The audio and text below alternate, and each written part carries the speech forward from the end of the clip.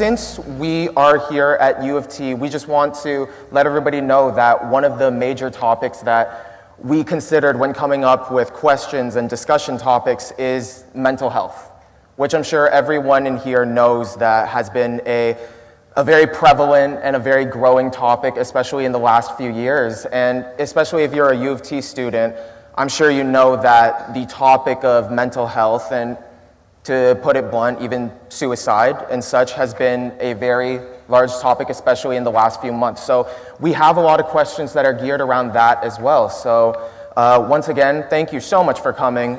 We are very excited and honored and grateful to be here, but to be here with all of you.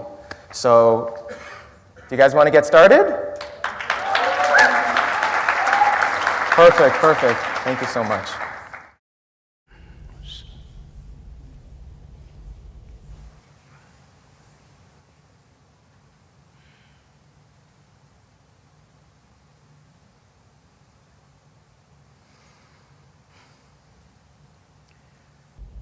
Kalo na janati tava jananam Kalo na janati tava samapanam Drushto maya tava mahakaraha Yogeshvara Kala Kala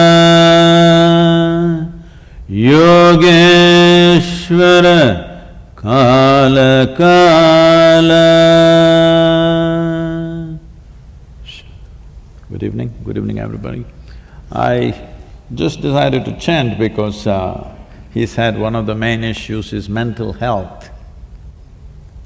We need to understand this. As today, slowly people are beginning to understand, for physical health, doctor is not the solution. How you eat, how you stand, how you sit, how you breathe is the solution. Hello? Yes. What you do with yourself on a daily basis. Similarly, for mental health also, what we're doing with ourselves on a daily basis is the solution. And what we are doing with ourselves on a daily basis is the source of the problem too. So, to start any activity in your daily life, if you had some sort of process to settle you and kind of put you in place for that kind of activity that you're trying to perform, you would see, you would perform your activity much more easily with least amount of friction. In the initial stages of mental ill health, it is just a question of little bit of friction. When the friction happens continuously, something breaks down. Once it's broken down, then fixing is a humongous task. But ensuring there was not much friction is a much easier thing to do. All of you young people, mental health is the last thing that you should be concerned about at this stage in your life, but unfortunately it's come visiting. No, it's not come visiting, it's been invited. So keeping that in mind, let's… Thank you very much. So the first question that I had from myself is… Why are you copying questions? Sorry? Why are you copying questions? I want to make sure I don't mess this up, so… Because I've usually seen people copying answers, but questions… But yeah, so the first question we had was, nobody goes through life unscathed. Everybody has had a past experience with a person or a situation that left a permanent scar on them, such that whenever we are reminded of this, the sadness or loneliness or pain associated with the memory comes back regardless of how much time has passed. Is there truly a way for us to move on from and let go of the things that have hurt us in the past such that they have no substantial emotional effect on us? And if not, how can we heal ourselves from this past pain? When you say everybody, that's a very sweeping statement. It's not true with everybody. Unfortunately, a lot of people are getting into that space. Fortunately, not everybody. I am not in the group. This doesn't mean that everything in my life happens just the way I want it. No. Very few things happen the way I want it. I want you to understand this. If you keep the scope of your life very limited, let's say just your education or your profession or your family, then maybe 90% of things happen your way, 10% of the things don't happen your way. But if you expand your activity globally, then you will see only 10% happens your way, 90% doesn't happen your way. So if you're the freaking kind, then you will break yourself down. So one thing we need to understand is that if mentally, emotionally, we are freaking out on something or the other, I want you to understand there is no complexities to this. To make it very simple, you are freaking whenever things don't happen the way you think they should happen. Hello? Do you understand this? Your only problem with life is, it's not happening the way you think it should happen. Hello? That's all. If it is not happening the way you think it should happen, maybe it is happening somebody else's way and somebody else is happy. Hello? Yes or no? And most of the people in the same breath, they say they believe in God, so maybe it's happening his way. So essentially, it's not happening the way you think it should happen. But look at the way you're thinking. 2 years ago, how you're thinking, and today how you're thinking. Is it the same? No. So you are glad those things didn't happen.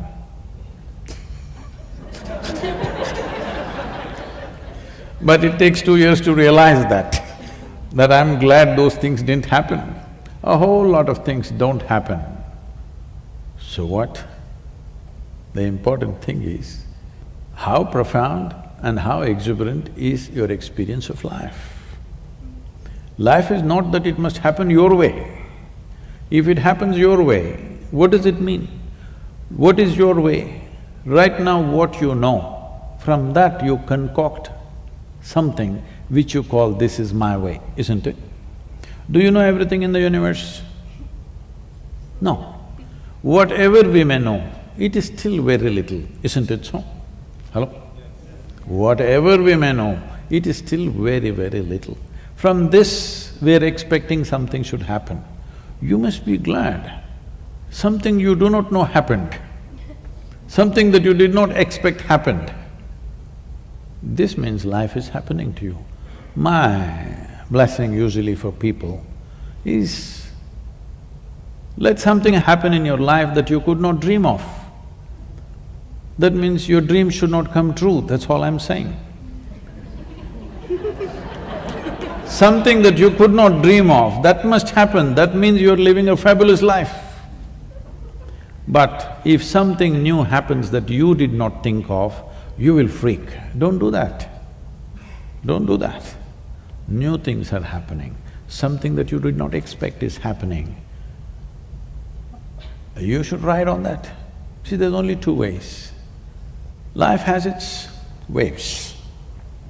If you have learned to ride the wave, in Canada you cannot ride, it's too cold. Suppose you were in California and you were riding the waves, you're a wave rider, your dream is a tsunami one day. Hello? Yes or no? If you're really good at riding the wave, what are you looking for? The biggest wave possible. But if you never learned how to ride, then you get crushed by the waves. Something wrong with the waves? No. You did not make yourself fit for life, that is what is wrong. Nothing wrong with life, it's happening. Are you fit for this world or not? This is happening all the time. You know, we are a volunteer organization. This is my lamentation, okay? Please listen to me a little bit. Millions of volunteers, lots of things happening around the world, big movements. but none of them are qualified for the job. Just whoever comes fills the space. I keep them up with enthusiasm and inspiration endlessly, but they don't know what to do. They're enthusiastic. You know, enthusiasm without direction, how much trouble it is to manage. And you cannot fire them because they're volunteers. You didn't hire them to fire them, first of all. So, this will be happening all the time. Somebody comes up to me and, Sadhguru, I can't work with this person, he's so terrible, she's horrible, she's that. I say, see, the world is full of such horrible people only. If you think… if you want to find something horrible, you can find something horrible in everybody. Just in everybody, without exception, yes or no? If you think what you're doing is significant, you learn to work with such horrible people. If you think what you're doing is very significant. But if you want to work with ideal people, you must go to heaven and today.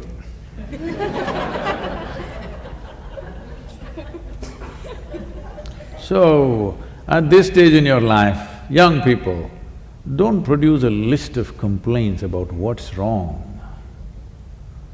Produce a list of solutions for me, let me see, to your life and everybody's life around you. That'll be a forward movement. If you invest on your problems, you will see everything in the universe is a problem, believe me. Tell me one person here who is not a problem in some way. If you encounter them the wrong way, each one of them is a problem, isn't it? Hello? So it is your skill in life that you approach them, the solution end of them, not the problem end of them. Yes. If you go on hitting people on their problem end, you will have endless problems in your life, because everybody is capable of trouble, everybody. Yes or no? Yes. Hello? Have you found one person who is not trouble if you touch them the wrong way? You found somebody like that? If you touch the trouble spot in them, everybody is a problem, isn't it?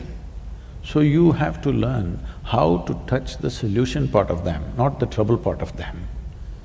This goes with situations, this goes with people, this goes with every aspect of life. Thank you very much.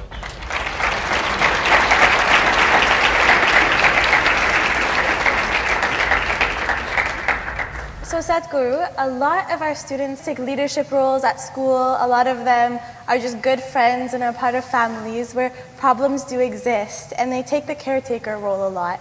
So what they've asked is, how do you take care of yourself when you are usually the one taking care of others? If you're interested in the well-being of people around you, the first and foremost thing is you must keep yourself well, otherwise you will become a problem yourself. If you want to be a solution for a lot of things, first thing is you're not the problem. Physically, mentally, in any sense, you are not the problem, only then you can attend to things around you. Otherwise, with good intentions, you'll mess up the world. Believe me, good intentions have caused more horrible things on the planet than bad intentions. People have very good intentions, but they're a mess. The more they do, the more mess they will cause. Most of the mess on the planet has happened with good intentions. Right now we are in an ecological mess. It's happened with good intention or bad intention? With good intention, isn't it? They thought they're doing a great thing, but in the end result is something else. So like this, at everything it is so, just your good intentions will not do. It's very important, before you touch somebody else, your hands are clean. That much you must take care. That if you cannot solve somebody's problem, what to do, it's all right. But you touching them should not become a problem.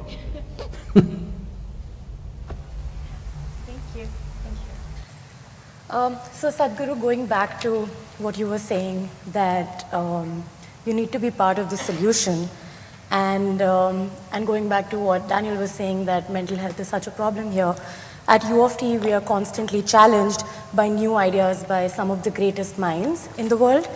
And in such a competitive environment, which I sometimes describe as a roller coaster ride we got onto knowingly or unknowingly, I find myself, and a lot of people in the audience would echo to this, that I'm juggling between dealing with stress and finding internal happiness. I want to understand, how do you live in the moment? How do I cherish my victories or my failures before I move on to the next task in life? That's many questions in one. That's a very typical Indian question.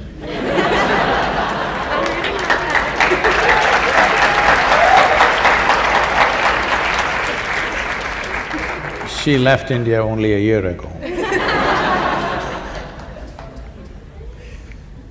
So, to address the basic aspect of your question, which is how do you live in the moment?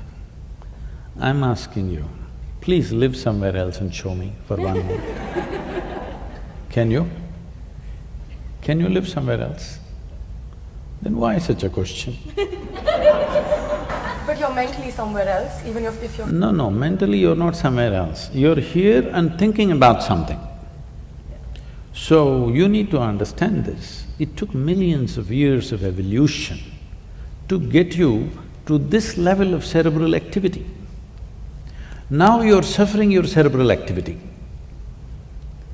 Somebody is teaching you, don't think about yesterday, don't think about tomorrow, just be here in the moment. What they're telling you is, rewind the evolutionary process, become like an earthworm. Yes, of course, an earthworm is eco-friendly creature, which human beings are not, unfortunately. But it took millions of years of evolutionary work. I want you to just imagine, from a single-celled amoeba to you, the most complex creature on this planet, take an enormous amount of work, isn't it? You think it was all wrong? Hello? You think it was all wrong? So the problem is just this. You have a very sophisticated machine in the form of human mechanism. The simple question is, have you read the user's manual? User's manual? No. How is that? When will you read it? When you're 80 years of age? I know it's a long way for you, but when will you read it? You must make up your mind. See, suppose you buy a phone, do you want to read the user's manual within the first 3 days after you bought it, or after 3 years when you're discarding the phone? When do you want to read it? In the very beginning, at the earliest possible time, isn't it? So right now, the problem is just this. This is a very sophisticated machine. You have made no effort to know this. Without knowing this, you want to live in this and drive through the world in this, so it's a disaster, all right? You want to know everything about the universe, you don't want to know anything about this, so you're paying the price. You know where galaxy number 64 is, but you don't know where the hell you are, you're asking, how can I be in the moment?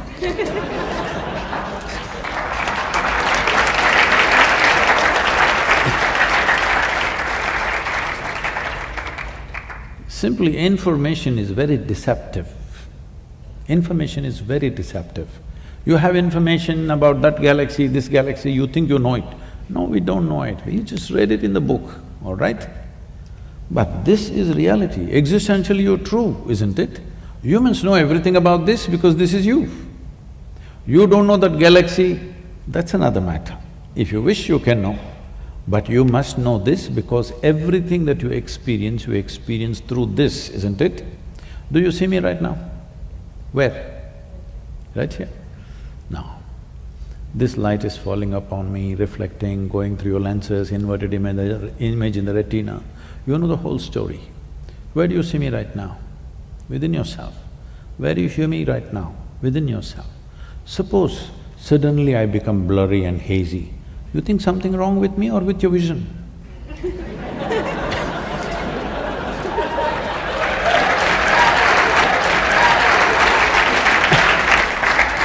So, right now, this is all the problem with the world. Your vision is blurry and you think there's something wrong with everything in the universe. No, no, it's your question of your perception, your ability to think, your ability to emote, your ability to hold your balance. This is yours. This is not the world's business. Hello?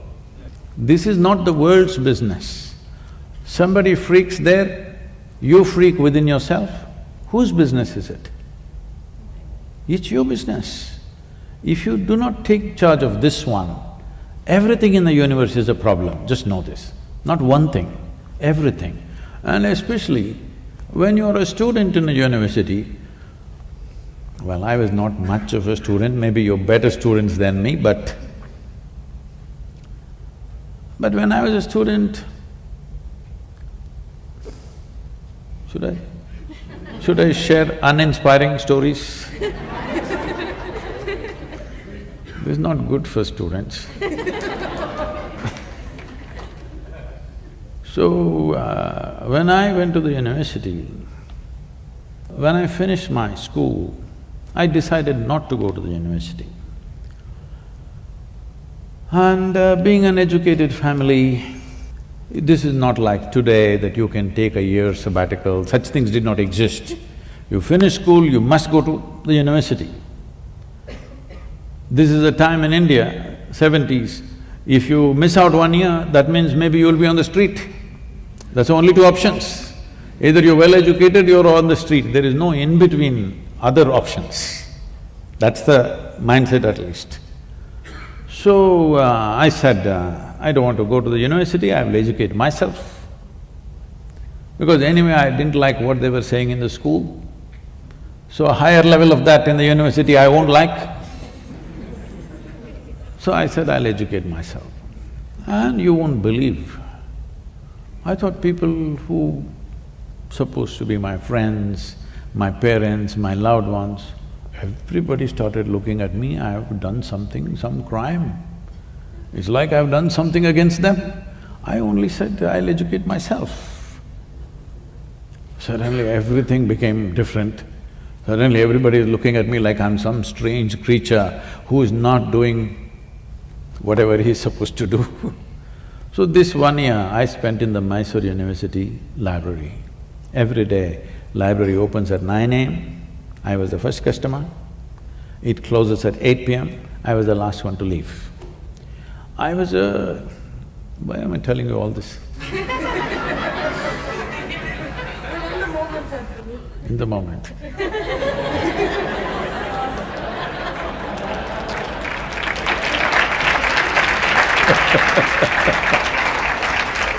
So, I know these days this generation can't eat a full stomach, but I would normally eat 2 times of what anybody eats, but I never put on weight, there was so much activity. Every day I'm cycling 40-50 kilometers, I'm swimming, I'm climbing trees, I'm doing things. Whatever I eat, I'm always hungry. So I'm a big eater. This 1 year, you won't understand this unless you know how voracious I was. 1 whole year, I didn't eat lunch, which was a huge achievement for me. I would stuff myself with as much breakfast as possible and entire day in the library, 8 o'clock I come home and then eat.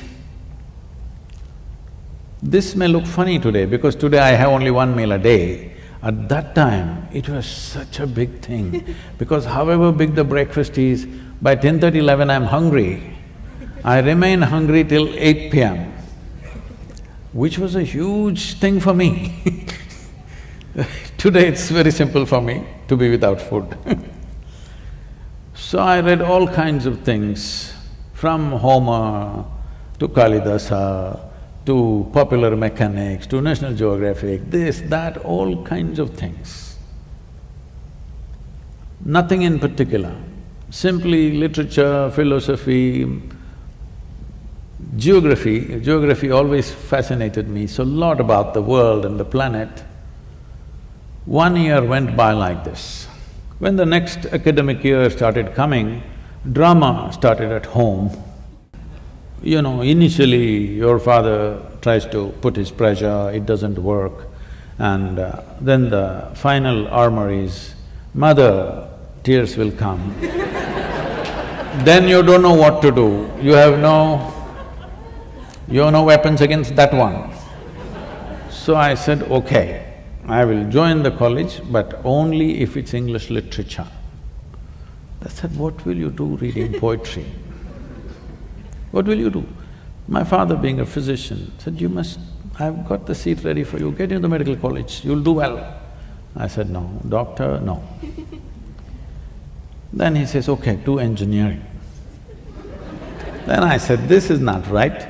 When I said no to doctor, if you had told me become a veterinary doctor, Ayurvedic doctor, this doctor, which doctor, something, I would look at it. I say no to doctor, you say engineering. This doesn't go well with me. So I said, no, literature or I'm going back to the library. So they said, okay. So I went there, joined Mysore University. Teachers come with huge notes, generally handwritten notes, and they're reading it and ask everybody to write down. Entire class is writing. On those days it's fountain pens. They make noise, kar kar kar kar kar kar kar kar. 30-40 people writing kar kar kar kar, it just irritates me. I said, this is not it. See, that notes, whoever gave you that notes, you give it to us, we'll photocopy it and give it back to you. We don't have to come, you don't have to come. But I have a billion questions. Is somebody going to answer damn questions that I have? I have a cloud of questions walking with me wherever I go. Whoever I find, if I think this guy can answer, I'll throw 10 questions at him. So I want to ask somebody questions that I have, but no, they thought these questions are too much trouble. Then I made a deal with them, that they will give me my attendance and I will stay out and not ask questions. So I generally parked myself in the university garden, we had a huge garden. I planted myself under a tree. Then to my amazement I found people started coming to me. Education problems, money problems, boyfriend-girlfriend problems, all kinds of problems. Then I discovered everybody had a problem. I was the only freako who didn't have a problem. I was trying to think up a problem for myself, what is my problem? It's not that everything is going fantastic, but I never saw them as problems, but everybody labels ordinary situations as problems. Simply situations. Some situations we know how to handle, some situations we don't know how to handle, so what the hell about it? But every situation they cannot handle, they give it a problem title. And that problem festers and multiplies in their mind. So people coming to me with all kinds of problems. I heard variety of problems for these 3 years I spent in the garden. And I made a check, once a month I went and checked if they are keeping their end of the deal with the attendance. So why I'm saying this to you is, we are making a problem out of everything. See, never before, materially, physically, life has been as good as it's today. Hello? But this generation has become the most whining generation ever on the planet.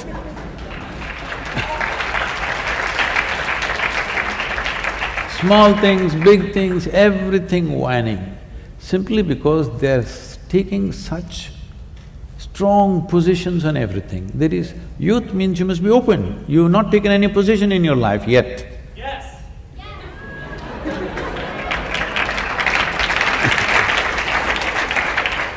The best thing about youth being youthful is, you're not too conceited, you've not taken a position, you don't belong to this or that, you're open. That is the best part of being youthful. But today I see people have taken strong positions about everything in the world. Once you take such positions, you will naturally create huge problems in your mind. What for are you taking such positions? This is a time to explore, this is a time to learn, this is a time to come to a broader level of understanding and perception. This is not a time to take positions. I'm this or that. They've even, by the time they're 18, they belong to some political party. It should not be so. Till you get out and find your way in the world, till then you must just soak up as much life as possible. Just see tomorrow what really works and you support that, what works for you and for everybody around you. Taking strong positions, the moment you take strong positions, the openness of your mind is lost. Once your mind is not open, suffering is inevitable. How else it'll be?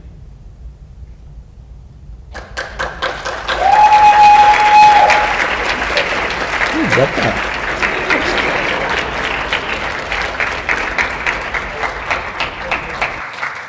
Thank you very much.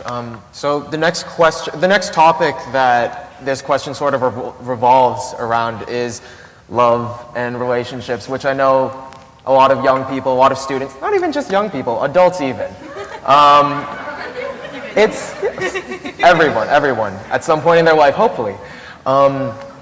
So love is such like a universal topic. It's in movies, songs, it seems like such a basic component of life, yet it's really hard for us to define it. It's really hard for us to truly know when we're in love, to truly know if it's the right kind of love, if it actually is love, if it's just infatuation. If you feel really strongly, it must be love because you can't get them out of your head. So this can be, and maybe that's just me as a young person.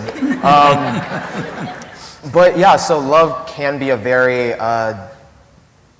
big topic. So the question that we've sourced from the U of T community is, what does it mean to love someone both unconditionally and healthily? Unconditionally? Hello? Does anybody know what's unconditionally? Oh.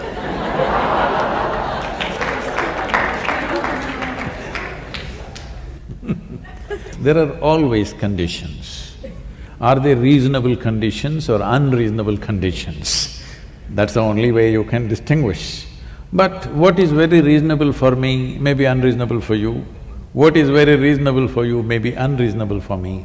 So friction happens. The problem is this, that we are calling human transactions as love. Human transactions are human transactions. People come together for various needs. If you have to learn together, you form one kind of group. Maybe two people will sit in the library and study, they were only discussing the subject, I mean to say. You also went to the library, but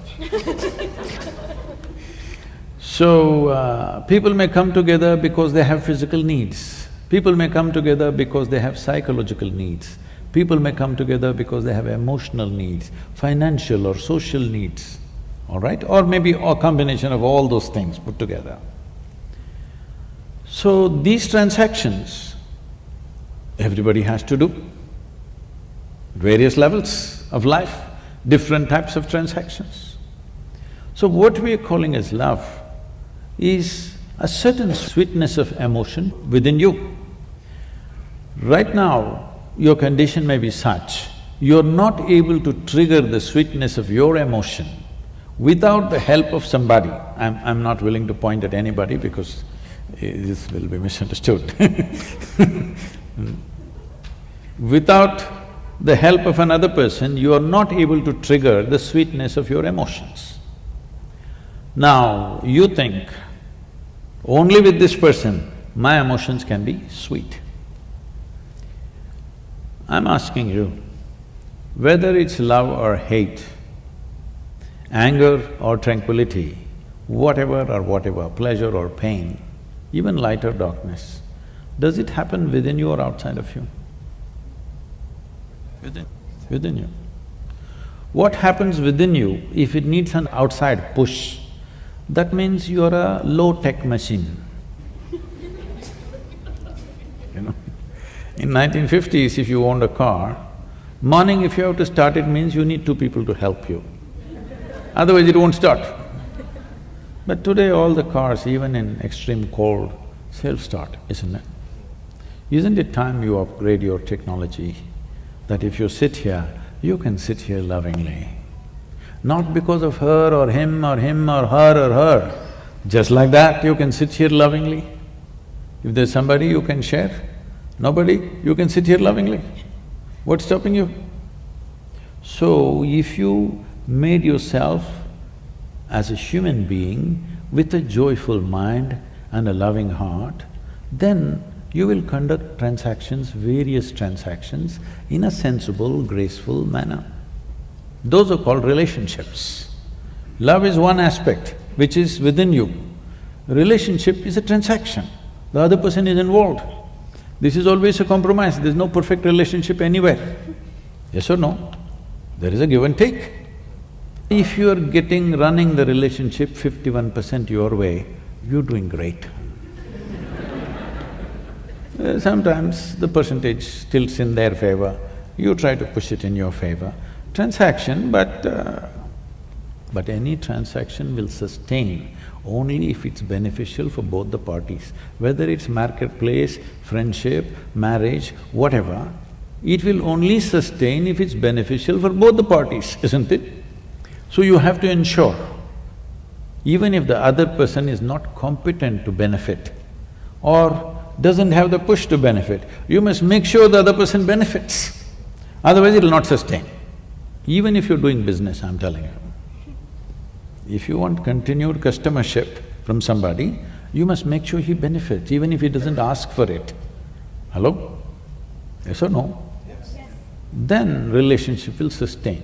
So do not misunderstand these two things. I know it's because you're going by pop culture of songs, music, Broadway and Hollywood. Leave that alone. You look at it from your perspective. Human emotion and human thought happens within you. If this happens the way you want it, will you keep this very pleasant or unpleasant? Pleasant. If you keep it pleasant, you are naturally loving, your emotions are sweet. If your emotions are sweet, will people want to be with you? Of course they want to be with you. Yes or no? Yes. You don't have to do any circus to have them. If you are a very wonderful human being, they desperately want to be with you, isn't it? You don't have to do any tricks to have them with you. So, relationship becomes easy, whichever way you play, it works. You don't have to be unnecessarily conscious what to do, what not to do, how not to hurt that person, nothing. When you are a wonderful human being, when your thought is joyful, your emotion is sweet and loving, you can conduct your relationships whichever way you want and it'll work, because they want it, all right? So you must make yourself wanted, that's what I'm telling you.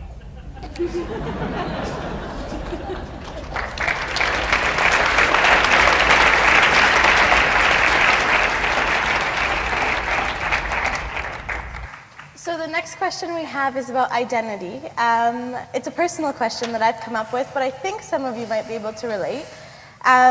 So I'm a diaspora, I'm Canadian born. My family is from Tanzania, but originally from Gujarat. So I've always struggled to identify who I am in the Canadian context. So when I went to school and I had to eat lunch, I would take my butter chicken and I would go sit on the side because I didn't want my white friends to have to smell my food. But when I was with my family at mosque or temple, I would all of a sudden have an Indian accent. So I was always stuck between these two identities constantly. And these are things I did as a child, 6, 7, 8, 9. And now as an adult, I'm still trying to figure out how to navigate in this space. So my question for you is, as youth, we have the ability to adapt our identities to fit the social surroundings we're in. How do we begin to understand our authentic truths and act upon them in a world that expects us to change and be amiable in our environments? See, in 21st century, the comfort of belonging to a specific community, because especially you come from India. In India, people lived in adjacent homes for thousands of years actually, for millennia they've been there in the same places. But this is one kind of community, this is another, they cook differently. They're all together, everything, but they still cook differently. They always get married among themselves. They've maintained this for thousands of years. I always look back and see, how the hell did they manage? The cooking didn't get mixed up, you know. How did they manage this? It's quite incredible they managed that. But that time is over in many ways. We must preserve those individual cultures because they're valuable, because they evolved over thousands of years. Each one of them have their uniqueness and beauty about them. But it lost its value when you did not understand what is a difference and what is a discriminatory process. See, it's wonderful that each one of us are different. If there was one more person just like you in your home, could you live there, I'm asking? Hello? Aren't we glad everybody is different and nobody is like us? So whether it's as an individual person or as a community or as a nation, we are all different and that's fantastic. But when we misunderstand differences as discriminatory process, then it becomes ugly. When that ugliness comes, we want to demolish all differences and make everybody into McDonald's. Okay? Because we think the evil is differences. Evil is not differences. The evil is in you thinking one is superior to the other. Instead of seeing this world is fantastic only because we are so different. You're all of us same. I won't have a conversation with you if you were just like me. Hello? If you were just the same as me, why would I sit here and have a conversation with you? Only because you're different, you're worth talking to, isn't it? So differences are fine, we don't have to suffer them. It's really wonderful that this small little planet has thrown up so many varieties of people. How many varieties of people? Leave the individuals, even as communities, as nations, how many varieties of people? The way we eat, the way we talk, the way we do things, the way we dress, everything is different and that's fantastic. We just have to educate the world that differences are wonderful, discrimination is horrible. This distinction if we get, you can be whoever the hell you want, all right? See, from generation to generation, how your parents were, they are also diaspora in Africa. They largely spoke Gujarati, they're desperately trying to keep their culture, you know. Actually, people who come out of India in 50s, 60s, they are more Indian than the Indian people.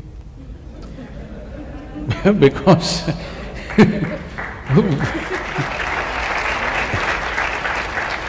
India has changed dramatically since then. But people who came out as one community and living in Africa, in UK, some other place, they are totally still dressing, talking, eating like 1950s because they are living within that community. All this is not a problem. This is all wonderful, how human beings evolve, adapt, do things. As long as we do not discriminate against each other. We don't think I'm superior to you, I'm better than you are less than me. This is the whole problem. So you just have to learn one thing. Doesn't matter who comes in front of you, whoever. Never look up to anybody, never look down on anybody. This is all. You just bring this one thing into you, every difference is fine. No looking up, no looking down. Thank you.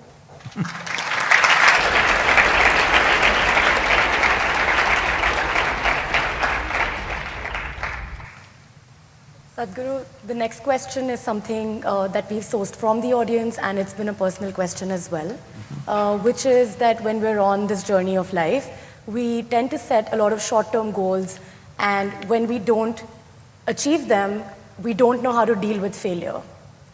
And that is something we all deal with a lot at U of T in specific, but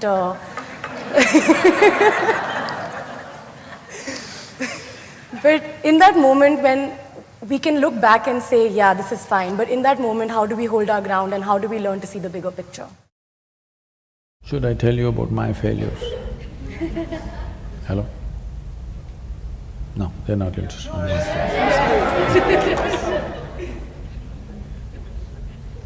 I have some friends who want to know about my failure.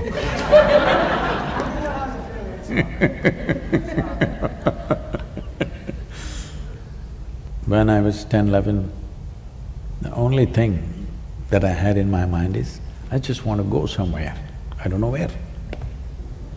So those days if I got 5 rupees, 5 rupees was lots of money.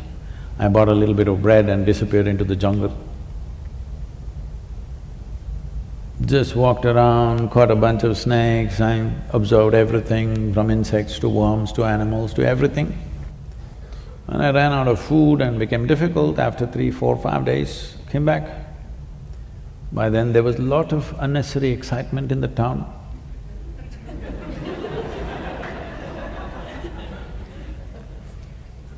Police complaints, searching all over the place, looking into the morgue, all kinds of things. And then I came back and they were all this thing, but I had left a note. They just ignore my words and do everything else. So after a few times, they got used to that. And I also grew up. So I didn't know where, but I just wanted to go somewhere. All I knew was somehow the known situations was kind of containing me. I just wanted to go somewhere. The moment I got a bicycle, I cycled across South India. And I got a motorcycle, I crisscrossed India many times. And I was stopped at the national borders. So I decided the only thing is I do some business, make some money and ride across the world. Where, I don't know, simply want to ride. So I thought I'll get into business. So I got in, became far more successful than most people would imagine in a short span of time. So one to another, I started half a dozen businesses, became very successful, everything. Then everybody was clapping their hands except me. They were all clapping their hands because I was making more money than other people. I was getting little like that because I got into this business because I wanted to ride away. But business after business, I put one finger, now both my hands were stuck in it, making money and everybody clapping hands, but I was not clapping hands. I did not think it's a great thing. I think it's those 5 years which people think are very successful for me were the 5 years when I did not do what I really wanted to do. But everybody else thought I was doing great. That's how world is, you must understand. When you're doing great, they think you're doing no good. When you think you're doing no good, they all think you're doing great. So you must know whose interest is in their hearts. So then one afternoon, it so happened I burst into an ecstatic state for no reason, every cell in my body bursting. And then I look at myself, what is happening to me? Am I going off my rocker? Am I losing it? What's happening? But I know I don't want to lose what's happening because it's too fantastic. If I simply sit here, I'm dripping ecstasy. Then I pay attention to it, what is it that's happening to me? Then I realize, if I don't mess with my mind, I'm just ecstatic. Even now, just see, it's just the cerebral activity that you're not able to deal with, isn't it, which causes so much all this. If you know how to distance yourself from that, this life will burst into ecstatic state. When you are a 5-year-old girl, simply jumping around, simply because there was not much cerebral activity. Simply life was a joy just to be alive, isn't it? Even now you will become like that if you know when to keep your cerebral activity on, when to keep it off. When I realized, if you don't do anything, you will become ecstatic, then I thought, what's the big deal? I will make the whole world ecstatic. On that day, the world's population was 5.6 billion people. Then I sat down and made an elaborate plan. How I will make the world ecstatic? Because it's so simple. If they don't do anything, they will be ecstatic. I didn't think people are so invested in misery that it'll take a lot of coaxing. Then I made a plan, in 2.5 years' time, I can very easily make the world ecstatic. I thought I will execute this plan, because you are a consulting business person, I'm telling you. I had everything clear-cut, because this is this simple. If I talk to them, why will they deny ecstasy? They will all go for it. 38 years.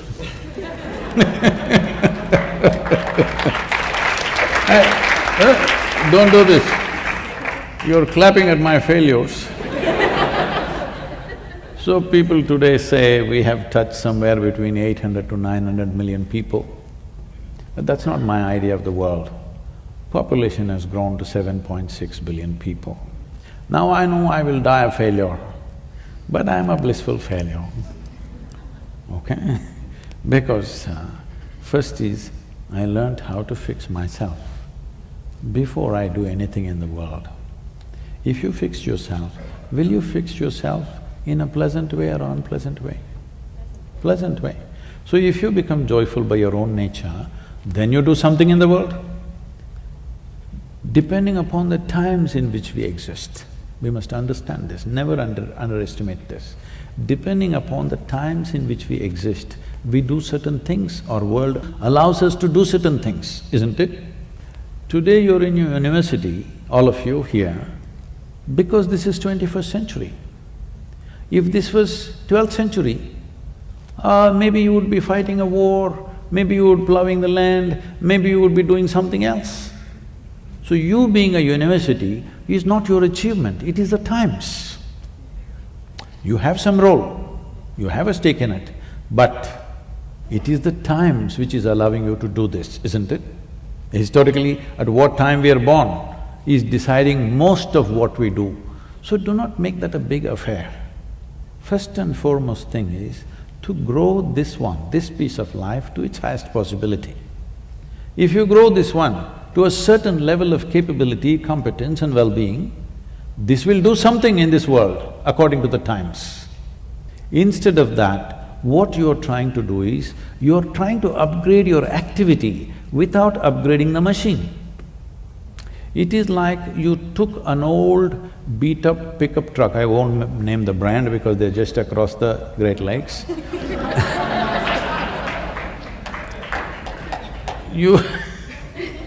You took one old beat-up truck, pickup truck you have, but you suddenly got a desire, you want to go into the Formula 1 racing. You went. Now your four wheels will be going in four different directions. You want to get onto the track, at least buy a standard Ferrari. Hello? If you have an upgraded machine, is your activity naturally upgraded? I'm asking you. But without upgrading the machine, if you upgrade activity, upgraded activity is creating enormous suffering, isn't it? See, those of you who are thinking it's very hard to be in the university, I can take you back home and make you plow the land. Very easy.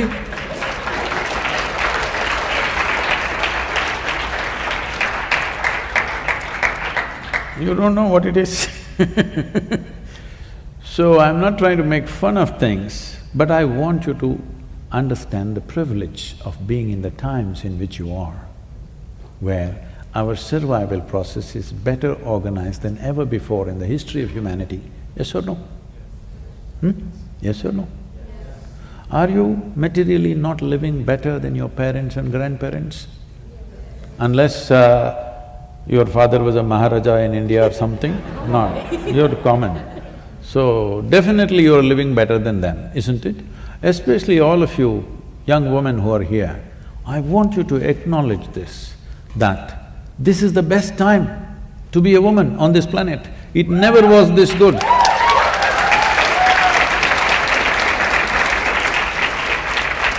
Well, still there are issues which we have to improve, no question about that. But isn't it better than ever before? If we do not acknowledge what we have, we will not create what we want, just know this.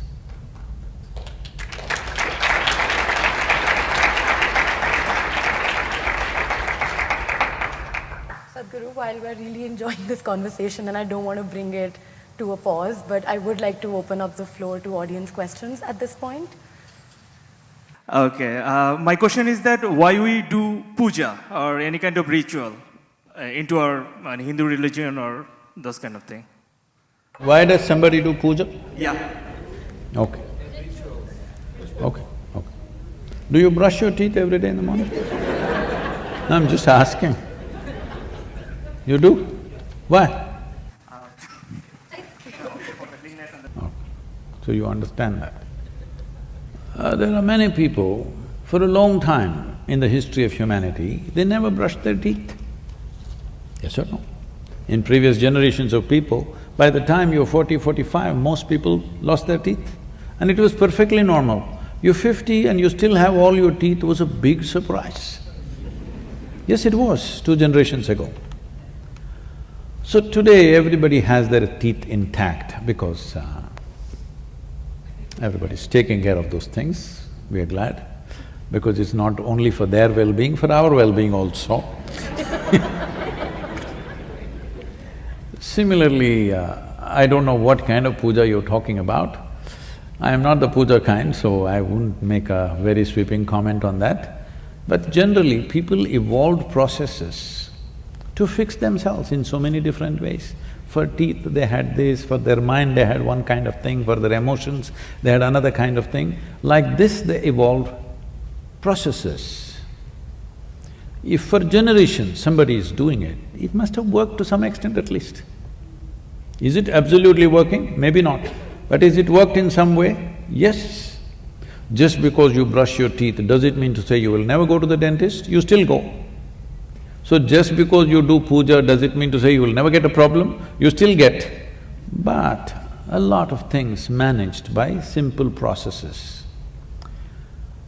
Questioning it from outside, thinking this is ignorance, this is this, this is that, is not right because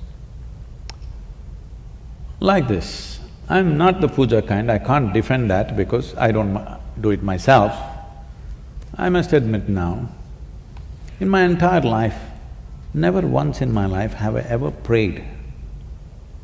Never prayed. I never did that because such a need never arose within me that I need to pray for something. So I'm not the right person, but I have seen certain rituals which are powerful, which is making a huge difference for people, or they should not be destroyed. They are very important because people brought much well-being within themselves, around themselves by doing certain things. Right now, when I sit here, you might have noticed that I'm doing a simple process with myself. Why is this? See, to do different types of activity in our lives, our energies need to be focused differently. Let's say, because you took the microphone, let's say you want to sing.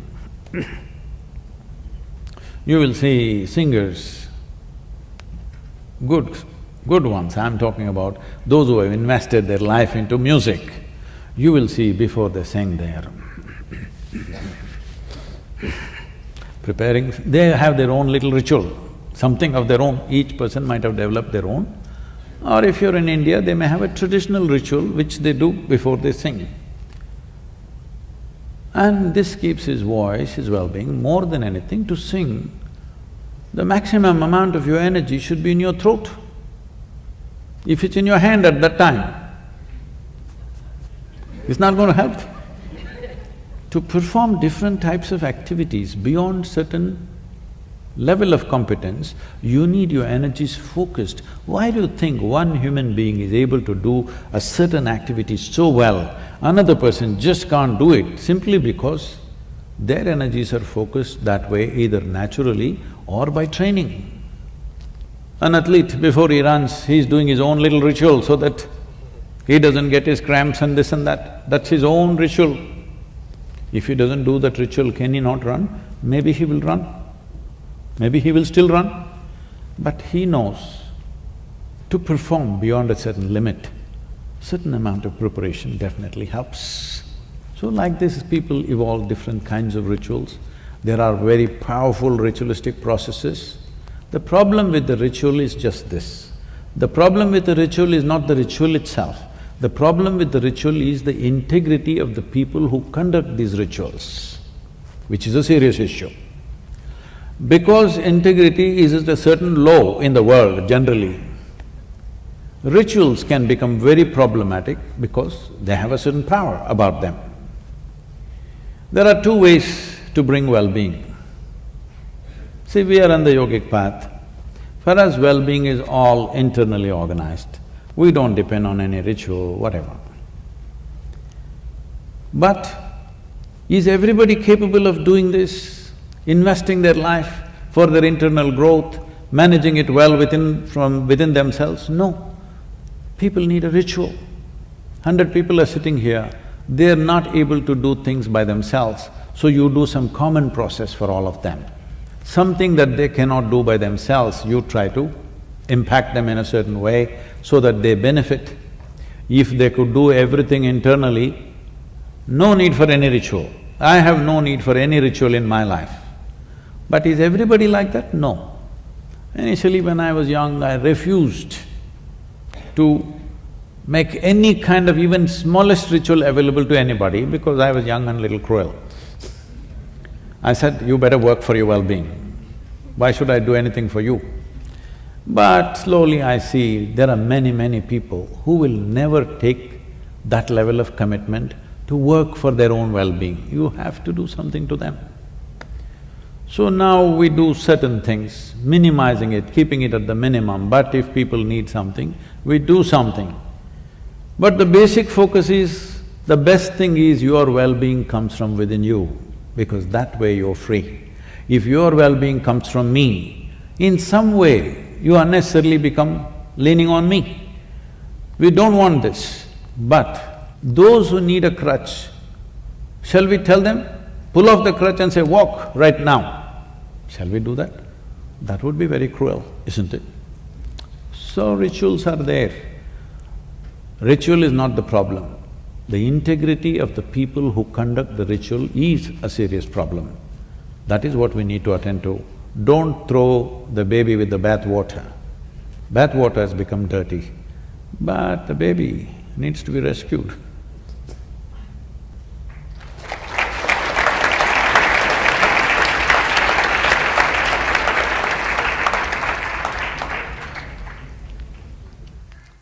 Namaskaram, Sadhguru. First, I'd like to start by saying that thank you for everything that you have done. I've taken your inner engineering course a while back, and it has done amazing things to me. I always thought that in order to be spiritually liberated, you need to find yourself a guru. And in the process of doing so, I've traveled to, I guess, Nepal and India looking for a guru.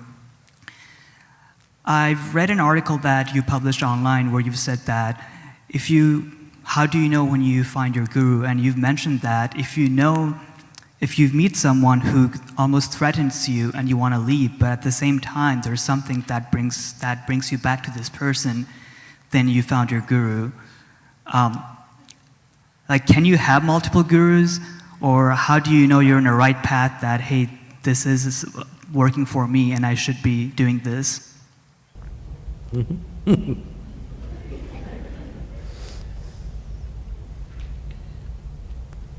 Isn't he asking this question to the wrong person?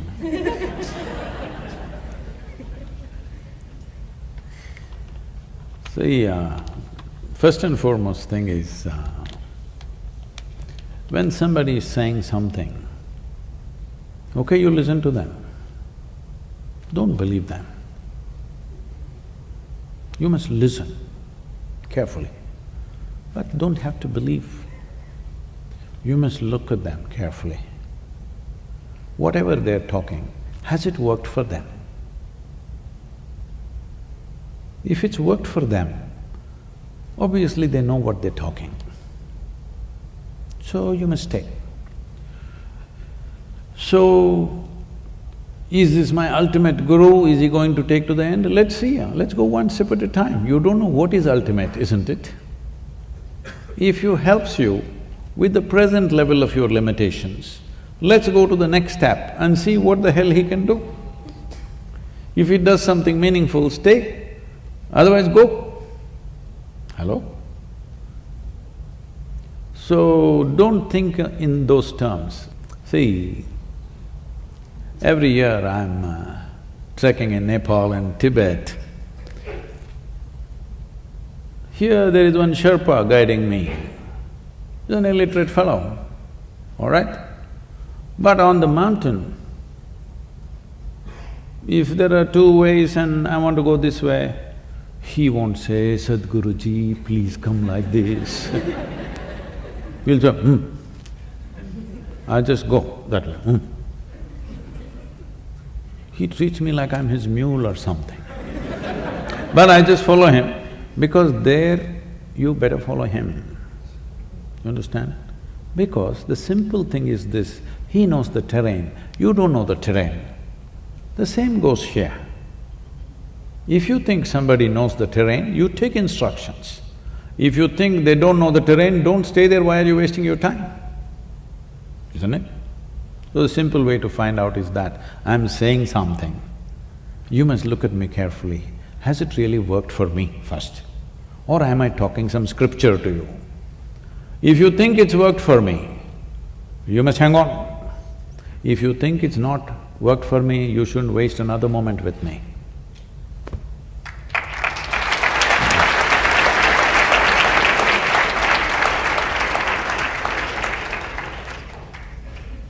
So I've been watching your videos for quite some time, and you've made an interesting comment that when you think of God, most people think of him as an old man sitting up there with a big beard, passing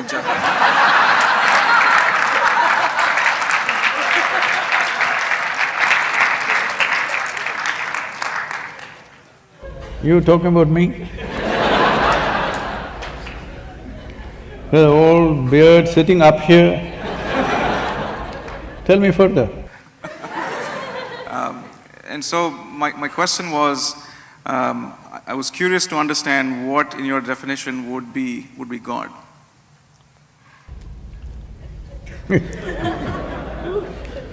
See, the reason why in every culture people have come up with their own concept of God. Every culture has a different concept of God, but everybody has come up with some concept of God. Because they have no explanation for creation, isn't it? Hello?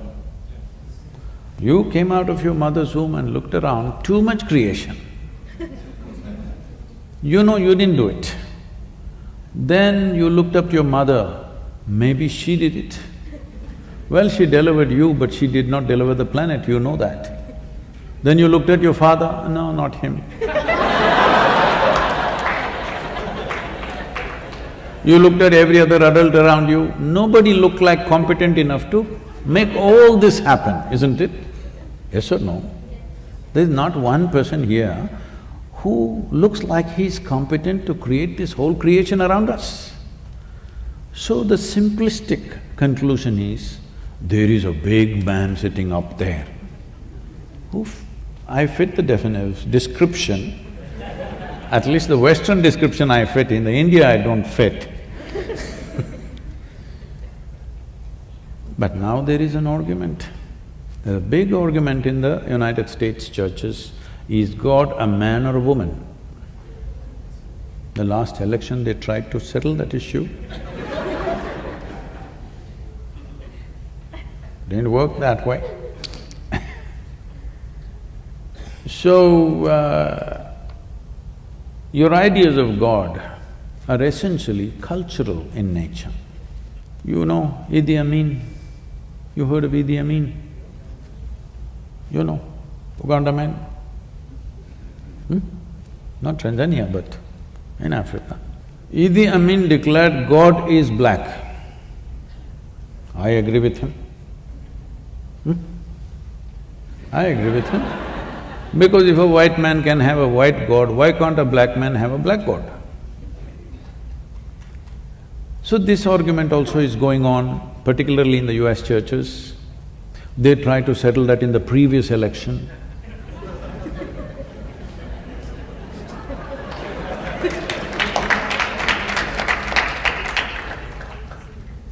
But in India, we know God is brown.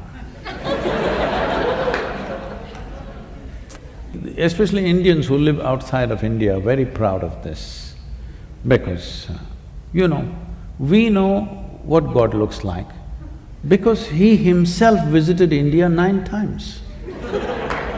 You don't know this? Hello?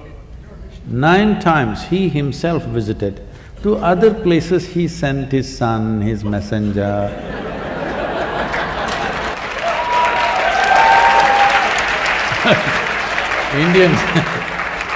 Indians are very proud of this. To other places only messengers and sons went, to India He Himself came. I keep reminding them, that is because God wouldn't trust anybody else with Indians. He wanted to do the job hands-on with Indians. So He Himself came not once, 9 times. And He failed. 9 or 10 times we can debate, but failure you cannot debate, isn't it? Obviously He failed, what do you think? It's With a the Indians. perspective that we can take. He maybe didn't do the best job, yeah, but… but he was good. He created you, me, so many of us. Yes, but coming hands-on, it's a failure, isn't it? He could have sent somebody like everywhere else. So, our ideas of God are coming because we have no explanation for creation. What you're referring to as God is essentially that which is the source of creation, isn't it? Yes. Because you're human, you're imagining it has to be a big human being. Suppose you were a buffalo. You would definitely think it's a big buffalo. You heard of the big yak in Tibet? You've not seen? I went hunting for a big yak. I drove all over Tibet, took permissions and drove off-road everywhere to see the big yak because they told me the big yak from horn to horn is 6 feet wide. I wanted to see this animal. Oh my God, how would it be? Then after driving everywhere, I realized it's little got big in their heads. It's little bigger than the domesticated yak, but it got so big, they said it's 6 feet wide, the horns. And I said, I must see this. But there was no such animal anywhere in Tibet. So, if you are a buffalo, you would definitely think God is a big buffalo, isn't it? So our ideas of God are childish, but it is a fact that you and me did not make this creation happen. That's a fact, isn't it? But you don't know how it happened. With all the exploration of science, we still do not know how it exactly happened. Nobody knows, isn't it? You pay attention to a flower, to a leaf, to an ant, to an insect. If you pay enough attention, each one of them smacks of tremendous sense of intelligence, isn't it so? Hello? If you put filth to the root, it becomes a flower. Fantastic or no? Look at you. Look at you. Just the soil that you walk upon, look at you how you are sitting, became such a sophisticated machine, isn't it? So whatever is the source of creation, well, sappy people are saying God is love, desperate people are saying God is compassion, other people are saying now it's a in thing in North America, so God is empathy. They've not been hit by life yet. But if you pay enough attention to creation, because it is the presence of creation which has given you the idea of God in your head, isn't it? If there was no creation, you wouldn't think there is a God. If you pay enough attention to every piece of creation, what you will see is it's intelligence, intelligence, intelligence, intelligence beyond what you can contain in your brains. Yes or no? But nobody said God is intelligence, unfortunately. If we had said that, definitely we would be populated with more intelligent human beings rather than the sappy ones. You know, our center is in Tennessee. We have a large center there. When I was new there, I walk into this town, which is a one-horse town, literally a small town. And I'm walking on the street and greeting people, smiling at them, thinking they'll be happy to see a new face. But it's a different kind of setup. I'm just at the right complexion. A shade darker than this cannot be there in that town. I'm just on the edge. So one big man, this wide, over 6 feet tall, comes and stands close to me. He looks down at me and says, "God loves us." Then I say, "The way you are, only God can love you."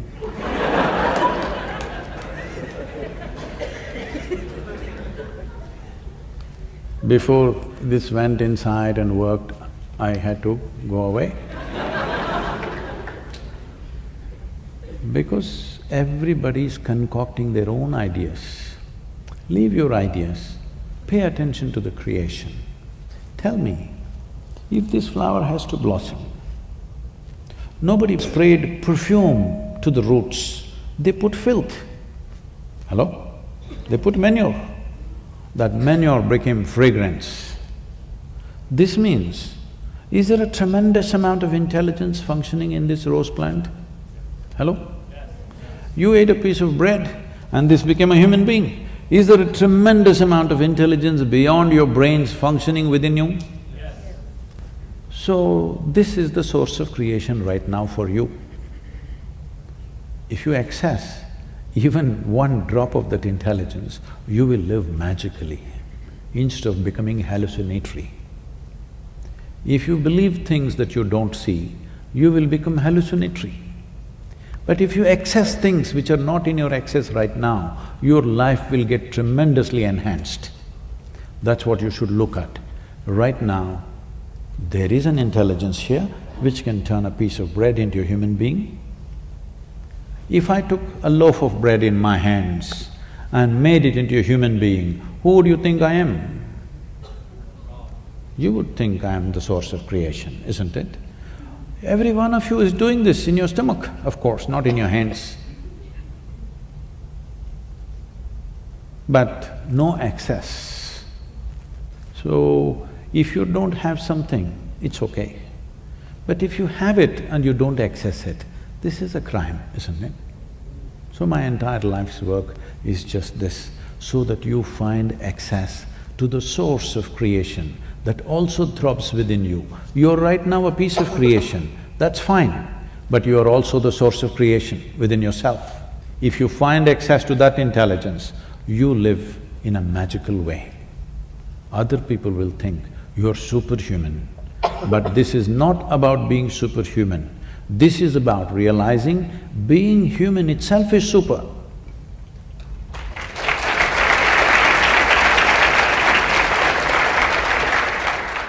With respect to interpersonal promises and intrapersonal promises, I feel there are two types of promises that we make to others and to ourselves. How do we balance both of those, especially considering that sometimes we have to keep the interpersonal promises at the cost of your intrapersonal promises? A promise is meaningful and valuable only when you make it to somebody else. Because you make a promise to somebody because they don't know what the hell you're going to do with them. Hello? That's the reason why they demand a promise from you, isn't it? Hello? You say, I will give it to you. They'll say, promise? Because you say one thing and you do another thing. So promise is a meaningful thing only in a relationship with somebody. With yourself, what is there to promise? What is there to promise? Promise is a transaction between two people. It is like signing an agreement. See, we're making a business deal. We sign a contract. Why are we signing it? So that we don't go back on it, right? Because today what we think is very nice, tomorrow morning I may have a different perspective. So tomorrow morning if I have a different perspective, I want to change the deal tomorrow morning, but I have signed, can't go back on it. So, promise is a verbal signature. No, I say, I promise, that means I'm going to do it. I've signed. Not held by some legal contract, but by my own integrity. Because I said so, I will do so. But when it comes to myself, what is there to promise? This people may be using to deal with their compulsive nature. I promise myself I will not drink before 7 o'clock in the evening.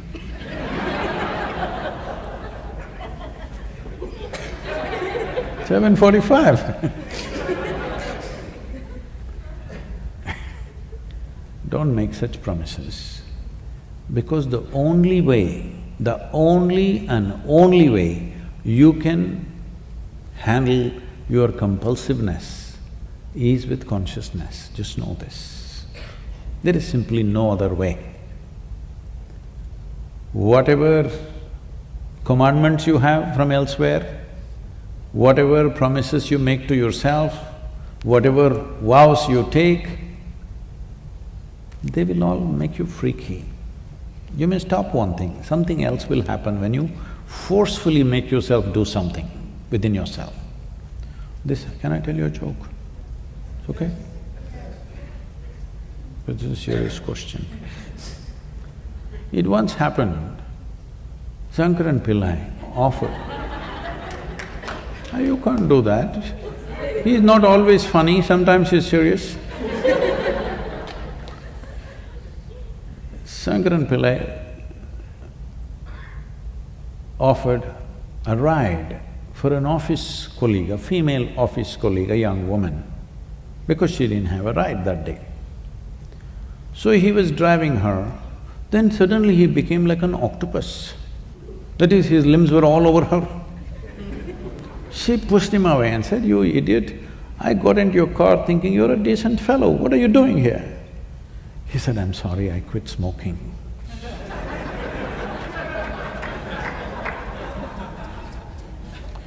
Don't do things forcefully with yourself. The only way you can beat compulsive process within you is by becoming more conscious. If there is darkness in this room, can all of you together, with all the strength that you have, can you kick the darkness out of this hall? Hello? No. If you just turn on the light, it's gone, isn't it? Because you must understand, compulsiveness is just absence of consciousness. Like darkness is just absence of light, compulsiveness is just absence of consciousness. Instead of becoming conscious, you're trying to play tricks with darkness. It's not going to work like that. If you compulsively, strongly stop one thing by will, it will manifest itself in some other way and some other way. No, you must become conscious. How to become conscious? That's another part.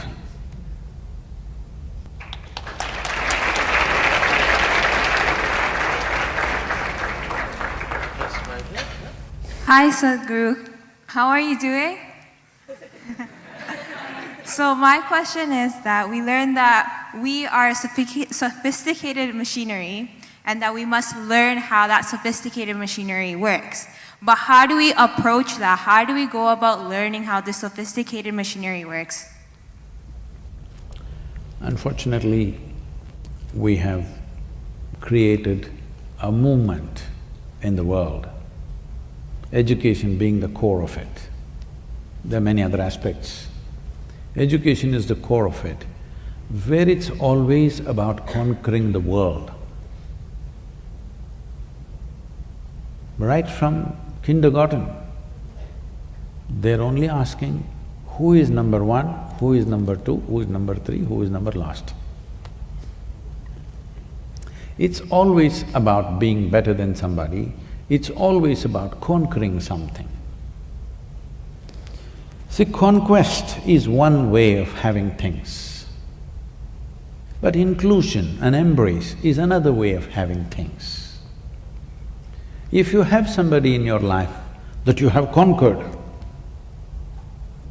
I've conquered him and he has to be here, well, he will ensure that my life is miserable moment to moment.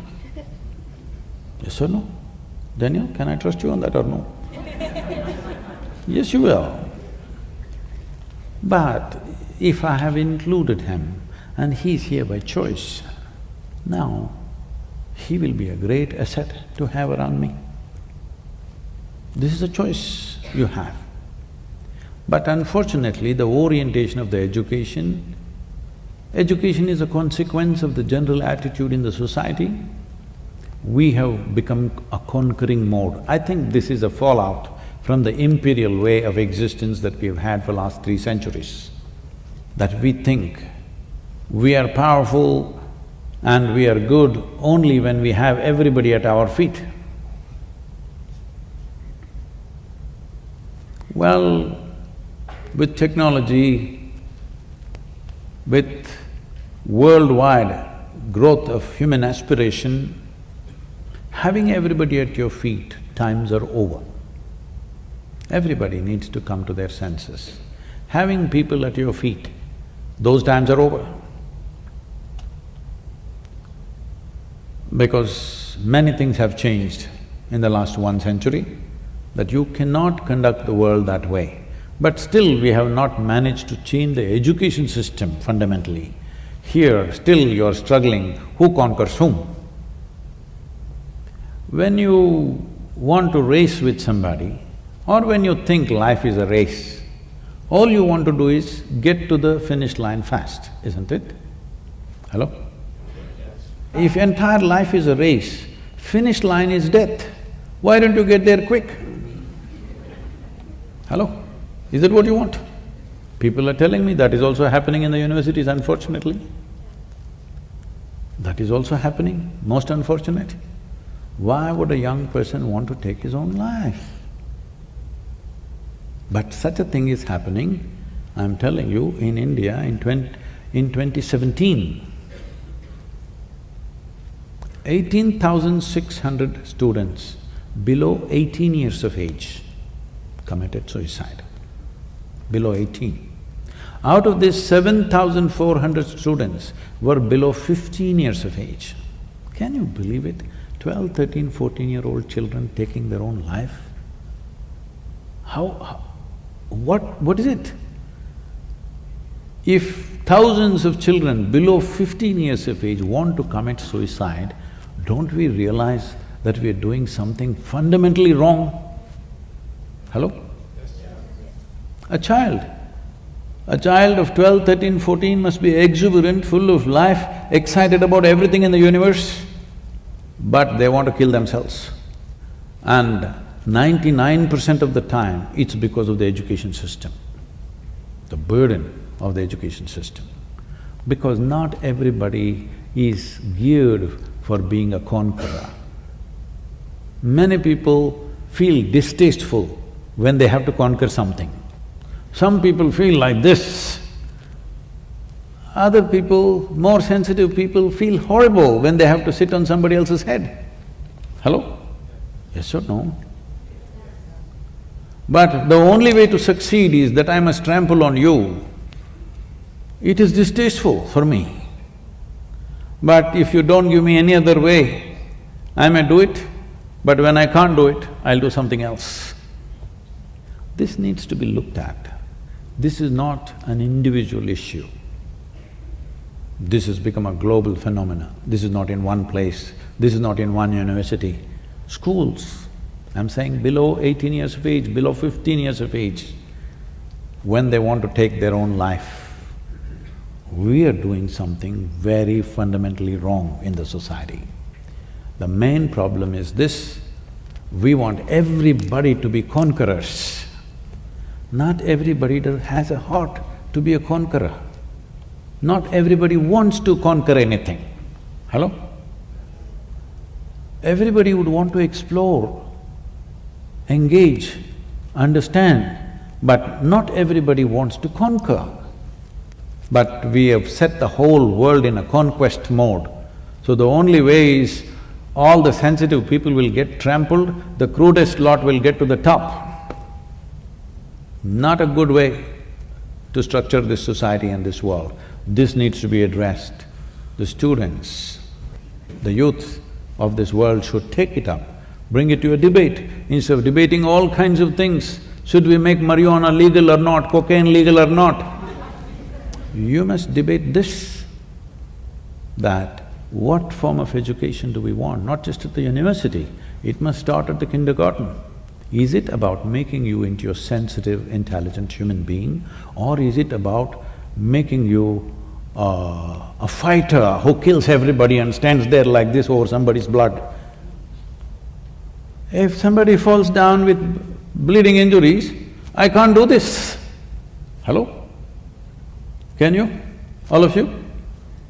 Suppose I smash you up in the face and you fall down there bleeding, my heart will bleed, I can't do this when you're down. Very few people can do that, and they must remain few. Hello? They should not run this world, yes or no? Their numbers should remain few, they will always be there, but they must be few, and they should not be the empowered population of this world, ever, in future. In the past, it was so. Whoever had the biggest muscle, he was the boss, yes or no? Today, if you have big muscles, at the most we'll put you at the security gate.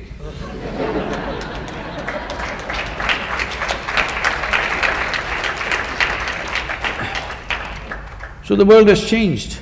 It's time we change the structures which make people. Education is an important process because nearly 90% of the human population is passing through that one sieve, isn't it?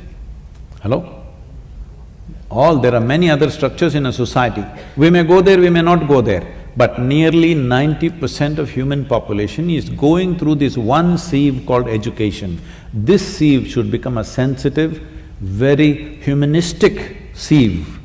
This should not be an imperial sieve, this should not be, an Adolf Hitler or Alexander the Great kind of sieve. Right now, we are trying to produce them. We are trying to produce them always. We are trying to produce tyrants who will enjoy other people's failures, isn't it? Hello? Yes. I want to be number one means what? I enjoy all of you have failed. Why? Why have we brought this about? It's time the youth of this world stand up and demand a more sensitive, humanistic education process for your own growth, well-being and the well-being of the world, because this world is yours tomorrow.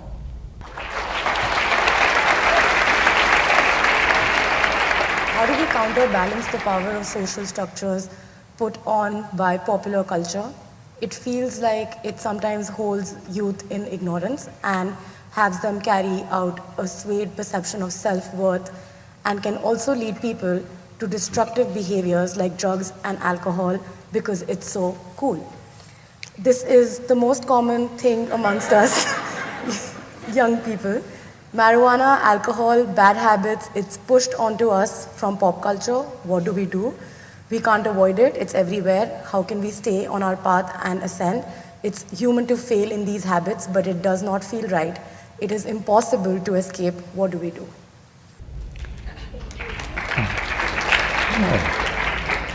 I see it's a popular question. See, instead of looking at these things as moral stuff, whether it's right or wrong, because never have we been able to really decide what is right and what is wrong, isn't it? For thousands of years we have debated the same things without being able to arrive at what is truly right and what is truly wrong. One generation thinks this is it, next generation thinks that's trash. Yes or no? All the time. So let's look at it this way, to enhance your life. Is it the goal? Is it the reason why you're in the university? In some way you want to enhance your life, isn't it? Hello? Well, somebody wants money, somebody wants wealth, somebody wants knowledge, somebody wants relationships, somebody wants love. Why? Because you believe it'll enhance your life in some way, yes or no? Enhancement of life. We are not looking for money, power, love, anything. We are actually looking how this can be little more than what it is right now, isn't it? So if you want to be little more, is it important that all your faculties are little more heightened than what it is right now? I'm just saying for simple ways of looking at things. Suppose you could see better than the way you're seeing right now. Would your life be enhanced somewhat? Yes or no? If you could think better, see things better mentally, would your life be enhanced? So essentially, enhancement of your faculties is enhancement of life in many ways. This question is everywhere. Youth in India are asking me all the time, Sadhguru, you have influence in the government, why don't you make marijuana legal for us? I said, why marijuana? I'll make cocaine also legal. You want meth? We'll make that also legal. What's the problem? The problem is just this. So I asked them, say, let me take you, I'm a licensed pilot. So, not me, but we'll get another pilot for you. On a small plane, we'll take you on a nice ride. But the pilot comes smoked up. You want to fly? No, they don't say no, they say, because they think by smoking they're flying. Then I say, okay, you're not getting it. You need a major surgery, and the surgeon comes really smoked up. You want this surgery? Oh no! So you understand, it lowers your faculties. If you think by lowering your faculty, you will become better, then all the best. All the best, because you will need a lot of luck and lot of blessings, because you will not live out of your own competence for sure. Yes or no? This is why I think everybody is talking empathy, compassion, because they don't want to live out of their own competence. They need other people's boost all the time. No.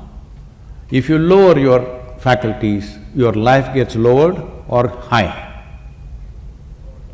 Lowered. So never use the word high again. You say, I smoked and I'm low.